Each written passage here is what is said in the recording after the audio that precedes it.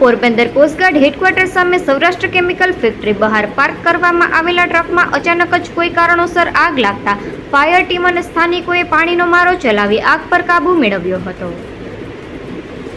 Porbandar coast guard headquarter સામેના ભાગે Saurashtra chemical ફેક્ટરીની બહાર પાર્ક કરવામાં આવેલા ટ્રકની કેબિનમાં સવારના સમયે એકાએક આગ લાગી હતી, જે થોડા જ સમયમાં સમગ્ર કેબિનમાં પ્રસરી ગઈ હતી.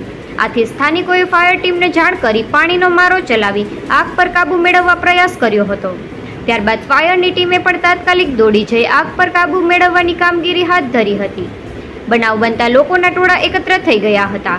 જોકે સદભાગ્યે તે સમયે ટ્રકમાં કોઈ ન હોવાથી કોઈને ઈજા કે જાનહાનિ થઈ ન હતી, પરંતુ આગના કારણે કેબિનમાં ખાસું નુકસાન થયું છે અને આગનું કારણ પણ હજુ સુધી અકબંધ હોવાનું ફાયર ટીમે જણાવ્યું હતું.